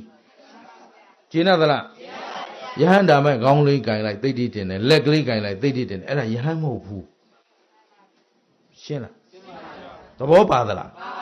ကြည်ရောကျင်းသလားသိအရေးကြီးတယ်အဲ့တော့အားလုံးသိထားမှာငါတို့တို့ဟာကိုယ်ခွန်ကိုအားနဲ့ကိုညာနာကိုကိုအားကိုးရသူများအားကိုးလို့မရပါဘူးဗျာအကြောင်းစင်ကြယ်အောင်လုပ်မှာဒါကြောင့်သင်ပေးထားတယ်ဖြစ်သမျှအကြောင်းအေးအဲ့ဒါငါတို့ဆောင်ဖို့ပဲဟမ်ကောင်းအောင်ထိုင်ဆောင်နေရမှာလားကောင်းပါစေဆူတောင်းနေရမှာလားကဲပါယူပါဩရမှာလားဘယ်သူမှမကယ်ဘူးဘယ်သူမပြုတ်ကျင်းသလားရုပ်အတွက်ဆိုကံစိတ်ဥရုအာဟာရနာမ်အတွက်ဆိုအာယုန်နဲ့ဓဝါရနာမ်အတွက်ဆိုရင်အာယုန်ဓဝါရဆိုတာရုပ်တရားနှစ်ပါးတိုက်ဆိုင်လိုက်တဲ့နာမ်ဓမ္မဖြစ်လာတယ်ရှင်းတယ်နော်မြင်တတ်တဲ့သဘောရဲ့မြင်စရာအာယုန်ရဲ့သိချလို့နော်စကလုံးနဲ့သိချလို့မြင်တတ်တဲ့သဘောရဲ့ဟုတ်ပြီကြားရတဲ့သဘောရဲ့ကြားစရာအာယုန်ဒီလိုလုံးဟုတ်ပြီနော်နာမ်တတ်တဲ့သဘောရဲ့ပြီးတွေ့တတ်တဲ့သဘောရဲ့စားတတ်တဲ့သဘောရဲ့နားစရာအာယုန်ရဲ့ရှင်းသလားကောင်းပြီကြံတွေးတတ်တဲ့သဘောရဲ့ကြံတွေးစရာအာယုန်ရဲ့အကြောင်းနှစ်ပါးတိုက်ဆိုင်မှအကျိုးပေါ်လာတယ်အကြောင်းကပဋိစ္စဟောအကြောင်းတရားနဲ့အကြောင်းရှိရင်အကြောင်းဖြစ်ရင်ကြည့်လေအဝိဇ္ဇာပစ္စယအဝိဇ္ဇာကအကြောင်းဟောအဝိဇ္ဇာဒီဟူသောအကြောင်းတရားမရှိဘဲနဲ့သင်္ခါရမရှိဘူးဆိုတော့သက်သေထူမယ်လေအဝိဇ္ဇာနိရောဓဟောဒီလိုသွားတာအဝိဇ္ဇာနိရောဓဖြစ်သွားရင်သင်္ခါရနိရောဓအကြောင်းမရှိရင်အကြောင်းရှိရင်တော့ပရိစ္ဆသမုပ္ပါရဲ့အနှစ်သာရကဣတိဣမသမိန်တတိဣဒံဟောတိဣမသုတ်ဘာယာဒာဣဒံဥပ္ပစတိဣတိဣမသမိန်အတတိဣဒံနာဟောတိဣမသနိရောဓဣဒံနိရုဇတိရွတ်ချလိုက်တာမော့ကြည့်နေဘာမှလည်းမသိဘူးနော်အဲ့တော့ဣတိဣမသမိန်တတိဤအကြောင်းရှိရင်အကျိုးရှိတယ်ခုနရွတ်ထားတာအဲ့ဒါကိုသက်သေပြန်ပြတာအကြောင်းရှိရင်အကြောင်းဖြစ်ရင်အကြောင်းမရှိရင်အကြောင်းမဖြစ်ရင်ဒီလိုပြောတော့ပေါ့လေးဩဣတိဣမသမိန်နေလို့တော့နားလဲမလဲဦးထင်နေကြီးလို့အဲ့ဒါအထင်ကြီးစရာမရှိဘူးကိုမနားမလဲပဲတော့ပါလားအဲ့တော့ဗမာတွေကကိုနားမလဲတာလုတ်ပြရင်တော်တော်အထင်ကြီးတတ်ဟမ်ဘိုးလိုဒွတ်တဲ့ရွှတ်ရှက်လုတ်လိုက်ရင်လည်းအထင်ကြီးနေတယ်ကိုလည်းမသိဘူးဘုန်းကြီးကဘိုးလိုမှုတ်တယ်ဟမ်သဘောပါလားအဲ့ဒါကိုပြင်ပေးအောင်ပါခင်ဗျားတို့ကဟမ်ကိုမတက်တာလုံးပြရင်ကိုအဟုတ်ထင်နေတာအဲ့ဒီဟာကကောင်းတဲ့အတက်လားမကောင်းတဲ့အတက်လားမသိဘူးသဘောပါလားခိုင်းကောင်းပြီဒီတော့အကြောင်းရှိရင်အဝိဇ္ဇာရှိလို့သင်္ခါရရှိလို့ဝိညာဉ်ရှိလို့နာယုတ်ရှိလို့သလယနာရှိလို့အာသာရှိလို့ဝေဒနာရှိလို့တဏှာရှိလို့ဥပါဒာရှိလို့ကာမဘဝရှိလို့ဇာတိရှိလို့ကဲစရာမရဏဘယ်ရလားနောက်ပြန်လာလေဘယ်သွားလာတော့စရာမရဏဘယ်ရလားအေးဇာတိပရိသေတွေမတွေပဲနဲ့အိုနာသေးလာပါမလားအဲ့ဒါမို့စရာမရဏဘယ်ရလားဇာတိဘယ်ရလားတော့ကဲမဒီလိုသွားဩဘယ်နဲ့ဟိုအဝိဇ္ဇာသွားပါကျေနပ်သလားဇာတိဆိုတာကံရှိလို့လာတာကံကရောလိုဖြစ်သလားဘယ်သူကြောင့်ဖြစ်လဲ ခင်ဗျားတို့အိမ်မှာဒါလေးတွေချိန်ဖန်များစွာအမိပြန်ဘောင်းခေါင်းပြန်စဉ်းစားနေရင်ကိုခင်ဗျားတို့တမာဒိဋ္ဌိလမ်းကြောင်းပေါ်ရောက်လာပြီဟမ်တမာဒိဋ္ဌိခန္ဓာကြောင်းပေါ်ရောက်လာတော့အဝိဇ္ဇာဆိုတာကိုယ်ခန္ဓာထဲမှာရှိမရှိ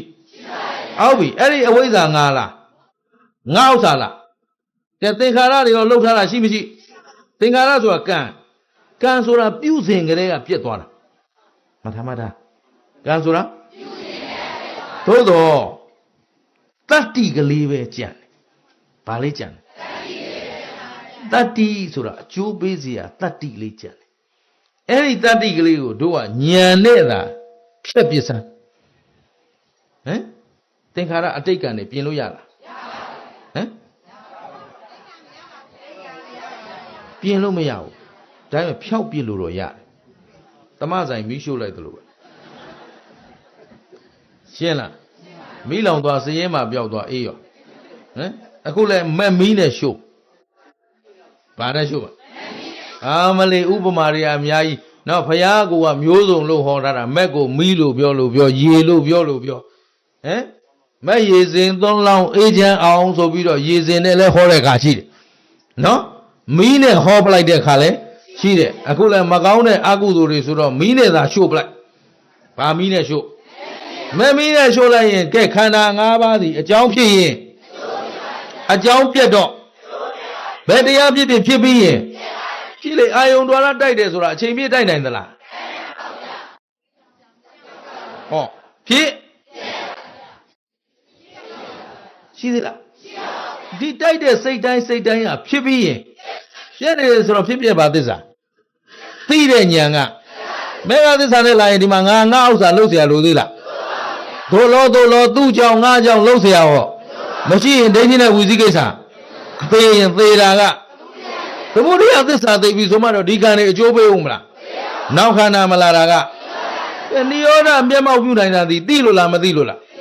သိလို့ဆိုရင်မသိတဲ့အဝိဇ္ဇာမရှိတော့ဘူးအဝိဇ္ဇာနိရောဓပရိစ္ဆာသမုပ္ပါအစပြရှင်းသလားတခါသိသွားပြီဆိုမှတော့ခန္ဓာဘာသစ္စာဒုက္ခသစ္စာလို့အမှန်သိရင်တွေ့တာချင်းတတ်မဲ့ချင်းตายချင်းတွေလာအောင်မလားမလာရင်ဝေဒနာနိရောဓတဏှာနိရောဓဆိုတဏှာနိရောဓနိဗ္ဗာန်အလျာပြတ်ရှင်းသလားအလျာပြတ်ထားပြီးသားပုဂ္ဂိုလ်တောင်ဇာတိဇရာမရဏရเสียလိုသေးလားဇရာမရဏမှမရရင်သေဂာနိကြသောကပရိဒေဝဒုက္ခဒေါမနတတွေလာเสียလိုသေးလားမလို့ရင်အဆုံးအပြတ်ဖြစ်ပြတဲ့ချက်ရှိအကုန်ပြတ်ရှင်းသလားဒါဖြင့်ပြင်လို့ရနိုင်မရနိုင်ဒါဖြင့်တို့သွားမဲ့လမ်းကြောင်းကိုဘယ်သူကိုယ်တိုင်ပြင်ရမှာ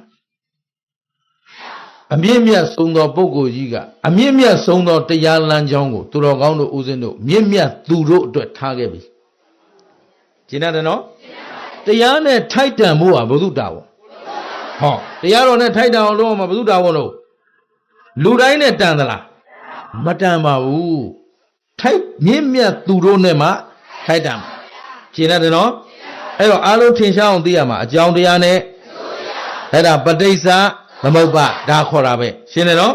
နောက်တစ်ပါးကျတော့ဒီတလုံးချင်းရဲ့သဘောတွေကိုငါတို့အကျယ်ချဲ့ပြီးရှင်းအောင်လောလောဆယ်မှာခုသူတော်ကောင်းတို့သဘောပေါက်သွားပြီနော်ဒိဋ္ဌိနဲ့ဝိသိကိစ္စဒါတန်တရားရဲ့ရေတောင့်မြင့်နှစ်ပါး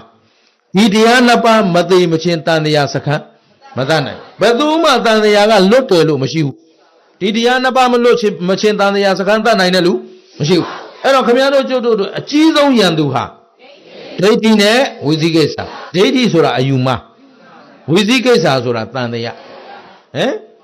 ရှင်းတယ်နော်အဲ့တော့တို့မှာကိုးကွယ်စရာယရနာဘာလဲဒီပြင်မှာရှိသေးတော့ဖယားစကားအပြင်တို့မှာအားကိုးစရာတရားအပြင်တို့မှာအားကိုးစရာသံဃာအပြင်တို့မှာအားထားစရာအဲ့တော့ဘုရားတရားသံဃာကလည်းငါတို့ကပုဂ္ဂလဒိဋ္ဌံပုဂ္ဂိုလ်ကိုချင်းကပ်တာလားအဆုံးမကိုချင်းကပ်တာလားအားလုံးကျင်တတ်သလားအဲ့တော့အမြတ်ဆုံးသောအဆုံးမကိုမြင့်မြတ်သူတို့နဲ့သာထိုက်တန်တယ်အဲ့တော့မြင့်မြတ်သောတရားပိုင်ရှင်တွေဖြစ်အောင်ဒီနေ့ကစကြိုးစားအားလုံးသဘောပေါက်သလားအဲ့တော့အားလုံးယင်ထဲမှာဆွဲထားတကယ်ရှိတာအကြောင်းနဲ့သေချာလုံးတော့ဒီလိုတစ်လုံးကလေးပိုင်သွားရင်လည်းကိစ္စပြီးတယ်အများကြီးမဟုတ်ဖြစ်နေသမျှလောကမှာဖြစ်နေသမျှတရားအလုံးဟာ အကြောင်းအကျိုးလွတ်တာကနိဗ္ဗာန်တစ်ခုတည်းရှိတယ်အမှလေးမရှိဘူးမလို့လည်းအကြောင်းအကျိုးလွတ်တဲ့နေရာနိဗ္ဗာန်ရှင်းသလားအကြောင်းအကျိုးလွတ်တာဘာပဲရှိလဲနိဗ္ဗာန်ဆိုတော့လောကမှာဖြစ်နေသမျှတရားတွေဟာအကြောင်းတရားနဲ့အကျိုးတရားအကြောင်းကိုကိုပိုင်သလားကိုနဲ့ဆိုင်သလားသေချာလို့အခုခင်ဗျားတို့လှုပ်ထားခဲ့တဲ့ကံတွေကိုခင်ဗျားတို့စနစ်တကျအသုံးချလို့ရလားဟမ်ကဲအတိတ်ကလှုပ်ထားခဲ့တဲ့ကုသိုလ်အကုသိုလ်တွေမရှိဘူးလားကဲဒီဘဝကုသိုလ်ပဲအကျိုးပေးခွာအကုသိုလ်ခဏနေဦးဒါမှမဟုတ်လဲဆိုးနေတဲ့ဘဝအတူတူအကုသိုလ်တွေအကုန်လာခဲ့နောက်ဘဝကျမှကုသိုလ်တွေစုယူမယ်ဒါပိုင်လားကိုနဲ့ရောဆိုင်လားသူအကျိုးပေးခြင်းနဲ့ချိန်ပေးပါဟမ်ကြည်စံခံကြီးကအတ္တလားအနတ္တလားသူအကျိုးပေးခြင်းနဲ့ချိန်ပေးမှာခုခမရတို့ခန္ဓာရောခမရတို့ပိုင်လားကိုယ်ခန္ဓာကြီးကိုရထားတယ်လို့ဆိုတာသူနေမကောင်းတဲ့ခြင်းနဲ့ချိန်ထားမကောင်းပါသူသေခြင်းနဲ့ချိန်ထားသေမှခမရတို့တားလို့ရသလားအချိန်ချက်လုံးလို့ရသလားဒါဖြင့်အတ္တလားအနတ္တလားအကြောင်းကောင်းမှအကြောင်းစင်ကြယ်ရင်အကြောင်းမကောင်းရင်အကြောင်းရှိရင်အကြောင်းမရှိရင်သိကြသလားလောကမှာဖြစ်ပြနေတဲ့တရားအလုံးဟာအကြောင်းတရားနဲ့အဲ့ဒီအကြောင်းကျိုးမှန်သမျှလဲကိုယ်ပိုင်ကိုယ်ဆိုင်မရှိပါဘူးတဲ့ငါကိုငါဟာလို့ဆိုလို့မရဘူးအလုံးဟာဖြစ်ပြီးရင်တန်တရားဖြစ်เสียလို့သေးလားဒါဖြင့်ရုပ်ကြည့်လည်းဖြစ်ပြီးတော့နာမ်ကြည့်လည်းဖြစ်ပြီးတော့ကဲတရားအလုံးဖြစ်ပြီးရင်အကြောင်းလည်းဖြစ်ပြီးရင်အကျိုးလည်းဖြစ်ပြီးရင်ကဲဖြစ်ပြီးပြတ်တာဘာသစ္စာသိတဲ့ဉာဏ်ကမင်္ဂသစ္စာလာရင်လောဘဒေါသမောဟတဏမာနဒိဋ္ဌိမာမာနတွေလာအောင်မလားဒိဋ္ဌိဝီစိကိစ္စဖြစ်เสียလိုသေးလားမလိုရင်သေတာကနောက်ခန္ဓာမလာတာကသစ္စာဘယ်နှချက်ကဲဤကဲ့သို့သစ္စာ၄ချက်တပြိုင်တည်းကြိုက်မှသာလျင်တန်တရားဝတ်တွင်းကလွတ်ကင်းနိုင်မှာဖြစ်တဲ့အတွက်မမေ့မလျော့မပေါ်ဆသောသတိမလျှော့သောဇွဲလုံးလာလက်ကင်ထားပြီးတော့အကြောင်းကျိုးတရားတွေကိုဉာဏ်ထဲမှာရှင်းအောင်ကြိုးစားအားထုတ်ပြီးတော့ဓမ္မထိုက်တန်သူတွေဖြစ်အောင်အားထုတ်ကြစို့လို့တိုက်တွန်းရင်းနဲ့ဒီနေ့သင်တန်းဒီမြနဲ့ပဲနားကြစို့